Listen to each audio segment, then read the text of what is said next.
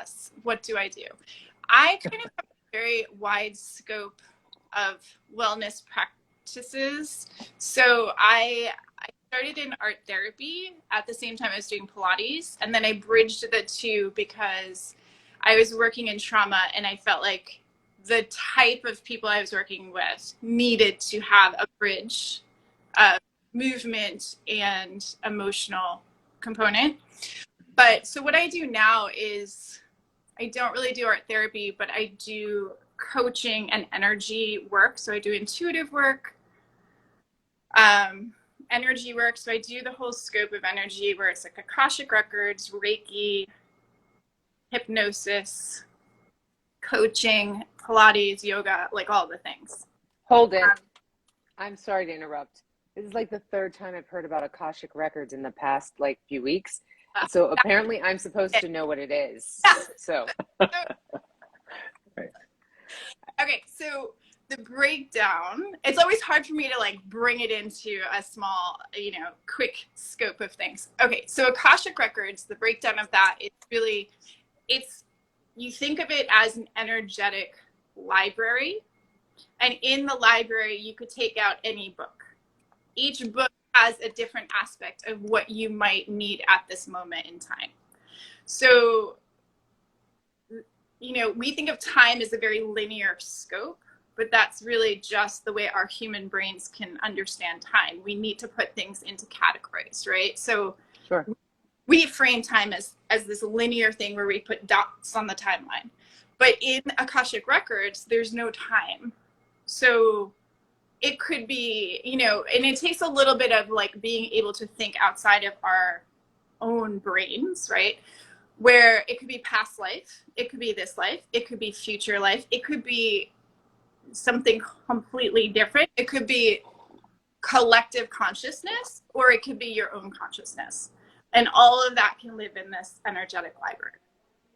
So it could help you with what you're doing right now in your life as far as like emotional stuff. It could help you with ancestral work. It could help you with physical pain. It can help you understand the why of things, but it also can heal. So there's all these different things that you can do with the Akashic Records. It's sort of this endless place that always lives with your soul. So it's your soul's library. It's not your physical body library. Does that make sense? Yes, and it's interesting. Does it tie into string theory or anything? Or is it just particularly energy? What is string theory? Think multiverse theory. So when you mention the present and the past and all of that. Yeah. I don't know enough about string theory to make a comment on that, but it does tie into, multi-dimensional work. Like dimensions live within one, like they live simultaneously. That's not just, and that's where like timelines, past, future, present, dimensions, all kind of like are just in this mass. But it's a lot of brains to understand, right? Because then we have to think about like, what does that look, for me, I'm always like, well, what does that look like? And then I can kind of define it. So this is so fabulous. Right. I have a new rabbit hole. You know it. Do you want to step away from it, Misty? Yes. Martin, I think you need to step away. We need to have a conversation. I know, right? I'm like, I'm just thinking like. Where all of my work kind of gone to is, yes. Pilates, art therapy, all those things are sort of these on the outskirts, but my main thing is energy and diving down that rabbit hole where I have an art background, so everything has always been like, here's my mind, how do we figure that out in like real time, and taking like abstract and then making it understandable. So with this diving down into this rabbit hole, I always approach people now where it's like, you have chronic pain, chronic illness, let's figure out like, where did that start? And that's always how I start like when I'm doing energy work, not Pilates. Like Pilates is Pilates, we do Pilates. But when I do anything else, the first thing I do when I check in is, where's the core issue? And I start to feel I can feel energy in my body where I start to go back and I'm like, okay, is it 10? Is it 5? it's not even this lifetime? Is it like lineage? Is it bloodline? Or, oh no, it's not. Is it soul? And I find the core. And then I start having dialogues with people to figure out like, where are they at? Because sometimes pain in this lifetime is meant to be in this lifetime. But sometimes pain in this lifetime is something that's carried over from a lineage, bloodline, or carried over from a past life, or there's always a reason for it. And so I start to dialogue with people to figure out like, what's the reason for it? What's the purpose? If you can understand the purpose and make that change, then you can start to release it, because you don't need it. It's just information. So everything I do is like information, and having people understand what is the information they need right now to learn for this lifetime, or heal for a bloodline, or heal for a past life, or heal for something. But it's all information. So that's how I understand it. Now it's different. Everybody can have a different understanding. That's how I interpret the information. Yes. So.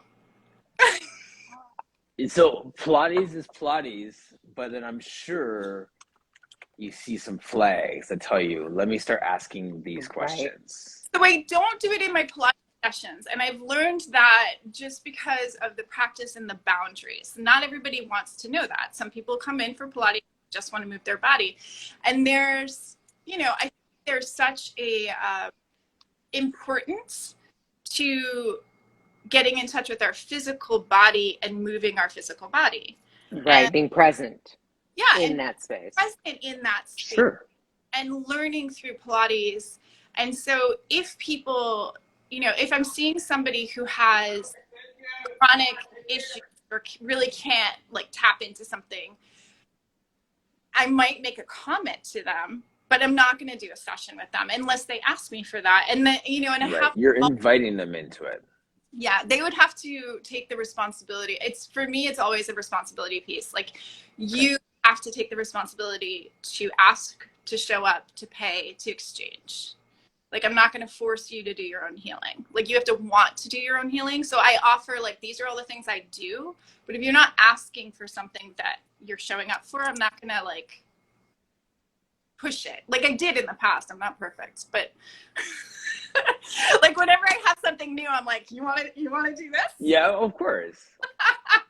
Totally. But it doesn't always work for everybody. Some people are just not ready. Sometimes I've done stuff with people and it doesn't work. And I believe in all the things I do, but I also feel that sometimes we have these blocks as to why we don't want it to work for us. Yeah. So I think timing is such a big deal.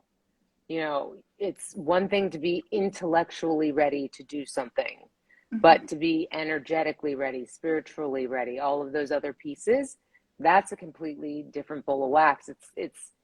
I'd liken it to giving your clients homework in the studio. You can give people homework. Yeah, right, Tasha? You and me both. You can give people homework all day, but, day number 256, they're like, yeah. Back when I first started, you taught me this breathing exercise. And so I was in the car yesterday. You know what I mean? I think that works across all ways. And I love the fact that you're able to approach that with people from the movement place, from the art space, and the energy space as well, because they really are intertwined. People say that art is our connection to the divine, right? And so even if it's Pilates, there is, I think, an artistic piece to it, just because we are expressing movement the way our individual bodies and minds perceive it. Well, so yes, all creative work, it doesn't have to be visual art. The nervous system changes when we add movement, art, or sound. All those things fall into the same category as how our brain registers it, and how we then go into this creative part in our brain then changes the chemistry in the nervous system. So movement can be the same as art, and sound can be the same. That's why there's like art therapy, there's dance therapy, there's music. We all study the same. Then we go into our modality that we feel most comfortable with as therapists.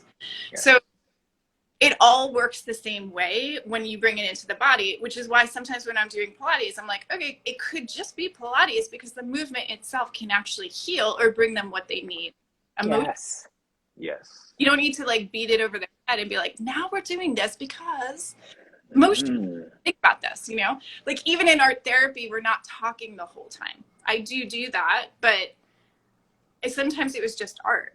And introducing a certain modality, like whether it be watercolor or pencil, can help the emotional system in a different way, depending on what you're introducing. The same way as in Pilates or dance, you can introduce the jump board or stay very clinical and just be like, we're going to just do like, let's think very anatomically about our bodies, right? It's the way the body and the mind connect. So that's just, you know, I could go on and on, but I'm not going to. Oh, but I am so loving every bit of this. So I could talk about this stuff all day. Absolutely. Which means, Andrea, it feels like we're going to be talking again very soon. Yes. I'm just saying. I know, and it's like, but wait, there's more because Tasha's supposed to be joining us right now too. I know! I was supposed to come on for a second, so I'm gonna You are welcome to stay till Instagram kicks us off, my friend.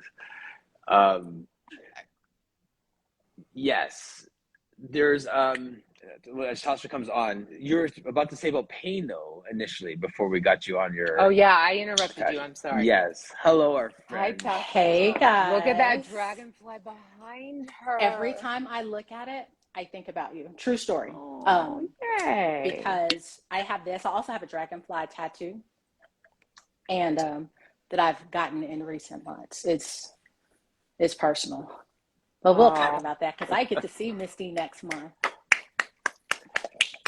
Pilates on tour. Cabbage Patch. It's good. Yeah. Wait, is that this one? Or is that this one? That one. Oh, yeah, don't. Okay. My son is probably now turned off Instagram Yes. and run away. He's And my gosh. himself on fire. deleted the app from his phone and set his phone on fire. Scarred for life. Yes, Andrew, back to your pain point. I was talking about. Yeah. Sorry. It's okay. That's all good stuff. Yeah, it's all good. So Tasha, I just saw your comment just before you came on. You said putting a pin in something that you said, Misty. Yeah, like my is going off like this for several reasons. One of the things that Misty just said was like how Pilates can be art. And I said that because I am like right in the middle of this conversation in between what the two of you all were saying. Number one, I have stopped calling it Pilates at this point, what I'm doing, because I'm tired of arguing about whether it's the method. So I have taken that away. But the other thing is that I also do energy work. I do Reiki, chakra cleansing, all that kind of stuff that I never talk about. But what it brought me to was not as deep as, for me, I always think about if I were talking to my mom, you know, someone who doesn't do Pilates, doesn't do movement, knows nothing about the nervous system or whatever. And how do I make that as non-technical for her as possible, but to give her the opportunity before I start barking cues to connect, to know where she's disconnected, to know, is it this or is it that you're still giving someone a choice. You know, am I going here today or am I not going in? And that's just from a personal experience of realizing that when I lay down on the mat, there are so many different type of experiences that are happening to me that I actually had to like go back and figure out where I lost myself, like as far as being present in my body, you know, like to say, I started writing a piece and the question is, I will say with the best of them, I am not my body. But the truth of the matter is, I don't know because I haven't been in it. And so this is the experience. Actually, what I'm doing at Pilates on Tour, y'all have to come. I don't want to give it all away. But this is how it came about of me on the phone, me on on a call with Nora St. John with a big old poster board and gel pens. And in my conversation, she's talking, and I get on the floor and I started like highlighting all the things that happened to me, like starting at 12, things that never even occurred to me that took me completely out of myself. And then if you put that up against a space where all the things that I was doing that was helping me, energy work, yoga, where I was told it was demonic and I was going to hell for it, what happened was an even bigger disconnect. And then fighting about Pilates was a bigger disconnect. And so now, because I do multiple things, I teach yoga, I teach meditation, I dance, I can lift weights, is to bring that to, it's basically a person on their mat and themselves. And you can call it whatever you want, but it is an experience about people getting a choice in either feeling, acknowledging what's happening to them and going with that, or saying, this is as far as I'm going today, and what I want today is to just sweat. Yeah. And that's the opportunity. And some of it does have to do with smell, and some of it does have to do with music and sound. And I will tell you, I am not that well versed when people start talking about the nervous system. I did really bad in science in school. But what I do know is what triggers me and how it triggers me. Mm-hmm. So it is to create a space of curiosity instead of this, and this. We're talking about internal discovery, whether that's play and movement and restriction and all of that kind of stuff. So I'm not going to give the rest of it away, but the reason I said I was supposed to be here today, because I feel like we're having the same conversation and just coming from it in different ways. And I think is the beauty when we start seeing ourselves as movement teachers, not just Pilates, and also we're teaching life, you know, not just bodies that we can correct. And I think when we own that part and bring in every part of who we are, then it changes. Pilates becomes less scary and exclusive. And what happens is people don't categorize it by anything, and they're more open to what it is that you're teaching. So we become less like monsters and more like movers. Yeah, I just made that up. So well said, though, because again, right, the word that I keep pinging in my head that you just said is experience, right?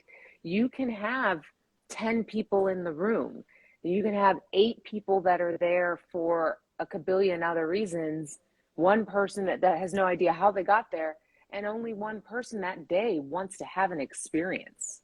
Experience is multisensory. It is, I mean, there are so many things that go into having an experience, but at the end of the day, they all come back to that individual. Does that individual want to have an experience, or do they just want to sit there and talk about hats? And if that's the case, we, the teacher, the instructor, whatever it is, we have to be willing to allow that person to have their experience. Yes. That's why, you know, I work with a lot of scholarship students right now, and you know, they're all terrified by the anatomy. Oh my God, the anatomy. What am I going to do? What am I going to do? And I'm like, you don't have to show up that way as a teacher. There are anatomy books for that. Let the books be the books. That's not why we're here. And I also, can I just interrupt? Yeah, absolutely. Yes, so many things here that I want to comment on. I know. I'm like, wait, I need to remember what Missy just said. So go ahead. Well, I say to Misty's last comment, because I will forget this. When it comes to the anatomy, we are all different learners, right? And I think that also ties into what Tasha's bringing to the table, is we are all different learners. And when I started Pilates, anatomy was the thing that I was like, oh my God, I should quit this program. Day one, I can't do this. And then I realized, like, I had 10 years of art training where all I did was study the body. And I knew the anatomy because I would take it in my body and then draw that. And so when I brought it into a visual, I was like, I can't name the parts, but I can tell you where they are, because that's how I learn, is a visual way, right? So we have to, and this goes back into what Tasha's saying, we have to start to throw away this right and wrong idea of how to, it's testing.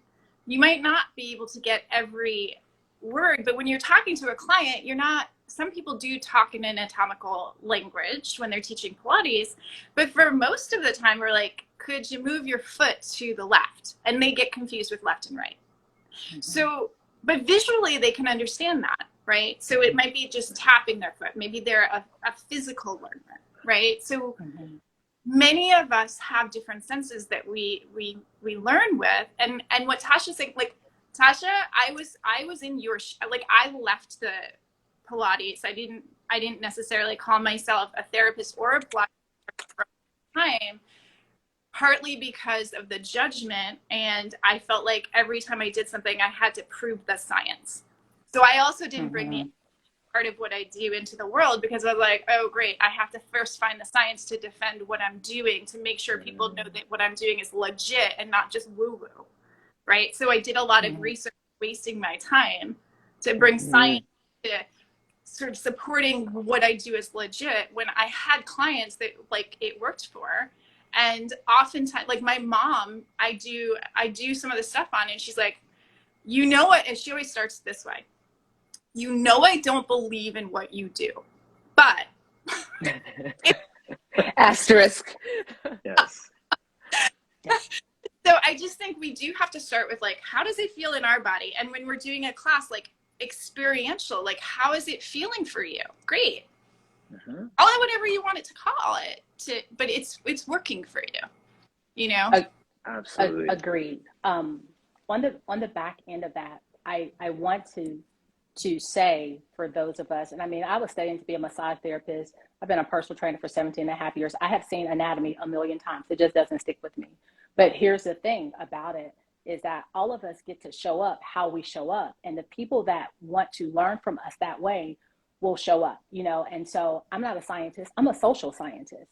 My background's in sociology and psychology, and that's what I use.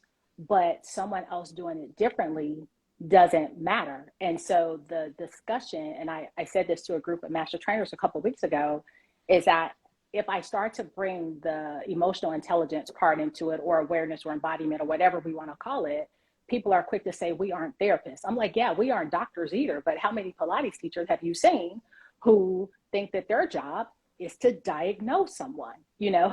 Here's the thing. And Martin, what we were talking about in inbox, as far as authentic self, like, we need all hands on deck. And because people learn so differently, there are 3% of the population doing Pilates. We are fighting over the 3%. No, we're not fighting, because that's ridiculous. Like, why are we even fighting? Exactly. When you think of it like that, and my thing is, I can honor how you show up, even if that method doesn't work for me, even if I disagree with it. I shouldn't even have the energy, if I'm doing my work, to sit and criticize your work. And so it is okay, and it's welcomed, that just because of what you said, tactile, auditory, visual, the way people learn, some people want to come and hear ASIS. That's awesome. And we have teachers for that. But I also think that there's space for those of us who want to do things differently. And I think that's where we're coming to. And it's beautiful. It's beautiful. Yeah, it's Absolutely. time. It really is time. It's time. If the goal is to just meet a certain pocket of the population, some people only want to work with athletes, let's just say, that's where you study, and that's where you focus, and that's where you live. But in real life, we know that those people, want to talk about percentages of the population, in real life, we have to work with the people that walk in the door. Yes. And if you want to teach in that highly scientific anatomical way all the time, that's great for you. Own the fact that you can't reach everyone that way. And in fact, you may lose people because you're scary or you're using words that are, they will never even be able to consider, less ball spell. So, you know, but then if you are a person that is very emotionally intelligent, you feel people's vibrations, and that's the way you want to meet them in this work. You know, we shouldn't be telling those people that they're not doing this work or they're not doing good work. Who's to say? Joe is dead. He's not going to be telling us anything. Like, we have to be who we are in what we do, or else it's inauthentic. Agreed. And if you think about our bodies, though, I'm sorry, Martin. No. I was going to say, it is your show, but taken over again. You do recognize that I just sat back and watched how Sugar Mode Off just put this conversation's fire in the chat. You've actually gotten farther away from the screen. Martin's honestly, on his way out. I'm like, I'll just exit stage left because you guys are just killing this right now. I love the Joe comment. Yes, Joe is dead. That needs to be in the chat. I feel like I'm going to make this a t-shirt. Joe is dead. Like, shut up. Over it.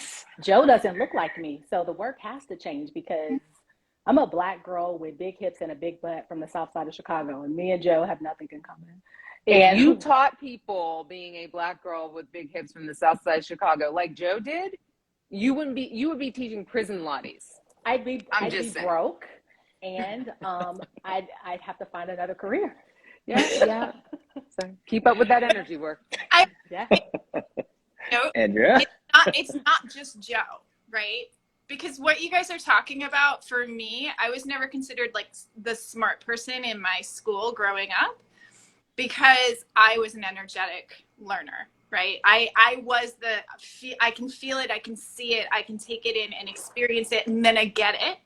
But I didn't learn on the typical scale, right? And that's still what's celebrated. I have a child. We all have kids on this.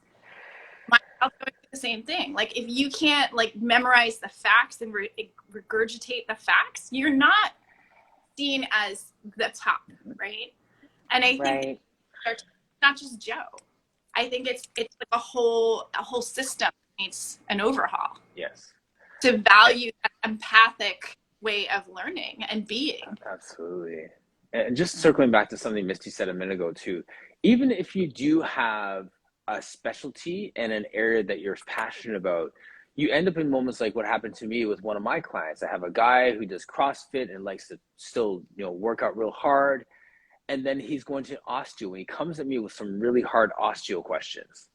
He's going to his osteopath. He hasn't been to in a month and he needs to prepare to go to them. And so he's asked me some really hard technical anatomical questions. And then he'll come in the next week and then he'll talk about just trying to connect with his teenage daughter.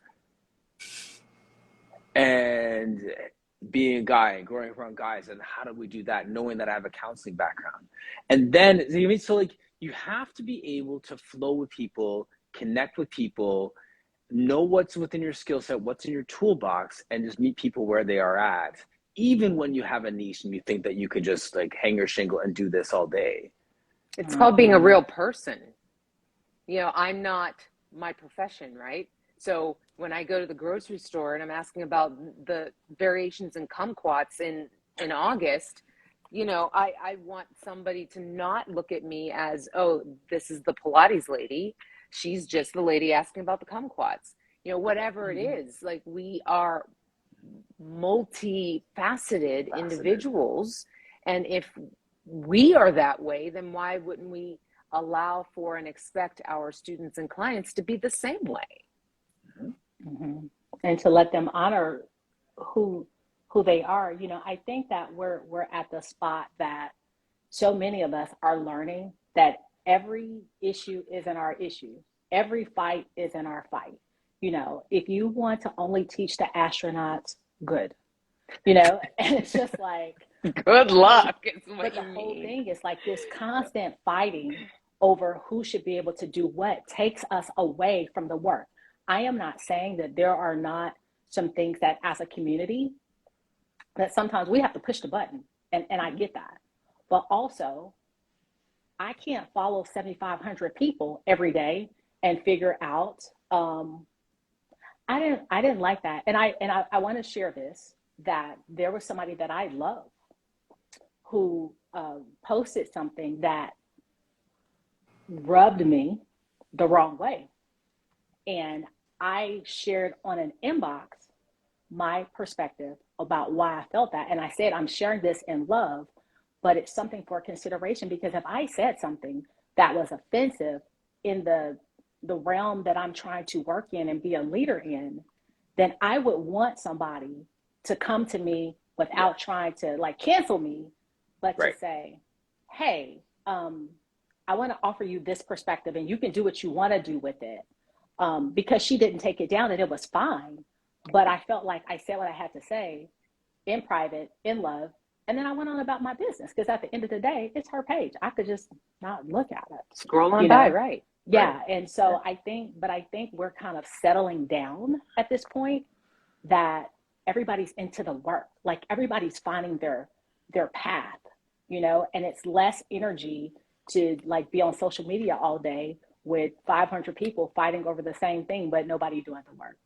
So I'm enjoying this emergence of a different type of teacher, practitioner, movement leader, whatever you want to call it, because I think that what's happening is that it's not just affecting the Pilates world. You know, we're affecting spaces that have been closed and stuck up, and some of us were part of the problem. So it's owning our stuff, you know, because that's the first step. We own our stuff. And to just like, my God, like I see a lot of wrong, but I see a lot of right. You know, and it's just, I'm just glad to be here. I'm just glad to be here. If I could just jump into something real quick in what Tasha was just saying there, because I love everything you just said there. I just commend you for the invitation for others to challenge you and to write your path. Like, I think that that's the other part of it, is that you know that there's people out there that in love can say, this is another perspective on this. Here you go. Take it or leave it.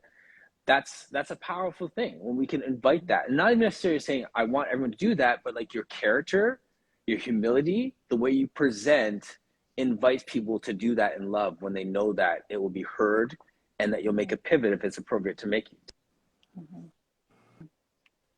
Yeah. Sorry. So that's all good stuff. Tasha, can you talk? Check. Yes, for real. Can you talk to Cadence real quick in our 7 minutes before we get shut out here? That was all part of like a little inbox conversation, which is a long time conversation Tasha and I had that was really pivotal for both of us, and it came full circle again today. Yeah, because you know what? Yesterday I realized that my schedule, my cadence is off because I'm leaving myself open to support someone else's cadence. You know what I mean? Like I'm that team player. Like I'm ready to roll. And it's like, so my daughter moved into the dorm Saturday, and I realized that even though she's 18, she's been doing her own thing, her own car, her own job all the time. But in my mind, I couldn't do X, Y, Z because just in case she needed me, or just in case. And so for the past couple of days, I have really had to investigate, like, you didn't do this because you thought so-and-so might need you for something. And you didn't do this because you thought so-and-so, instead of saying, this is how I'm rolling, and unless it's an emergency, it is what it is, you know. And I think for me, cadence right now is about learning to make that commitment to myself. You know, and I think that lesson, I know for so many of us, it comes up, it floats away. It comes up, it floats away, it comes up. But the realization that it's like holding my breath, almost like I wasn't living because I needed to be available to save the day. And what have I not done because something about playing the background to everybody else's foreground makes me feel needed. Why are we having this conversation at 10:55 when Instagram is going to throw us off in 5 minutes? I'm just saying. Yeah, but cadence for us to find. I don't even want to use the word discipline. You brush your teeth and you don't call it discipline. It's just what you do. Yes. So why does working out for myself, or doing my laundry on Mondays, or working on my presentations on Wednesday afternoons at 4, why does that have to be called discipline? I want to get to the point that this is just what I do. This is what I do. Nobody has asked me. I would not sacrifice brushing my teeth before I went to work for anybody. And that's a good thing. Exactly. I mean, I'm just saying, but doesn't it come down to, it comes down to value. Again, it's where we get those rewards, where we value ourselves and where we feel valued. And, you know, I genuinely feel like we're socialized to believe that our standard, our value standard has to be wrapped in production. It can't be wrapped in anything else. And then we get to these points where we have these breakthroughs. Oh my goodness, I realize I do feel better when I prioritize this or this or this.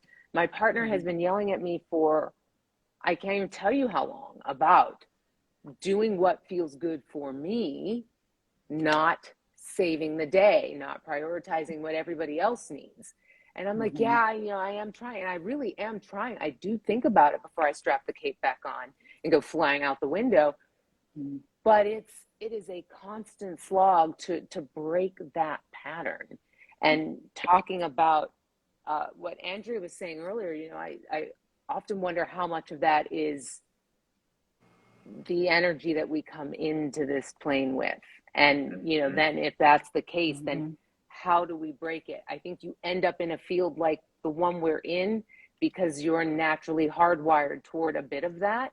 Absolutely. So, you know, is it detrimental that we, as natural healers, get into a position where we're healing all the time? And then how do we get the time and the space to heal ourselves? I could talk about this literally all day because these are the things that keep me up all night. And I also want to add something to that because I have this clear memory of when I was like 7 in Girl Scouts, and it was like huge crowd of people. And I was highlighted for being patient. You're so sweet and so good that you're so patient, which really meant that I was standing to the back and allowing everybody else to go first. And that was the good. Ooh, yes. So I That's held it, girl. If I keep doing this, then I'll get the reward of being good and patient, and people will see me. And so that carried through unconsciously for many years, and here we are. Oh, that is so good. We need a support group. Yes. Oh, that is such power because Yeah. that is the thing. I remember being the impatient one, and my teachers always saying, well, can't you be more patient like so-and-so? And me being like, no, I can't. I can't do that. But then, you know, feeling badly for not being able to do that. And it wasn't necessarily, I don't even think sometimes it was definitely me because I'm not known for patience, but in a lot of ways that was done to silence me. Yes. And I recognize it now. I ate that. I was like, oh, I want this, but oh, right. I should be quiet. Yeah. Ooh, sizzle. We need to continue this conversation. Yes, we do. I'm just saying, like tomorrow. Right. Maybe we should. Because even the introduction for me as, you know, when I was playing football and we did a pep rally and they were like, you know, Martin is the silent leader on our team. He's a captain, but he's a silent leader on the team. You get that pat on the back for being quiet and deferring to other people. And then you never, there's like, when do you break that cycle? When do you step outside of your role to assert yourself, to express yourself? You know, well, if I do that, I'm not going to get the applause of when I was quiet. Damn you, society. This was my whole, like, and like full disclosure, this was my whole therapy session last week because I did something. And when I realized what I was doing, it was like I lost it. And I was like, this is a pattern I have to break. because I have been doing this since I was 6. Wow. Yeah. For someone else to feel good that I would make myself small. And dead on. We're all supposed to be here today. We're all supposed to be here. Yes. For sure. For sure. Yeah. For sure. Wow.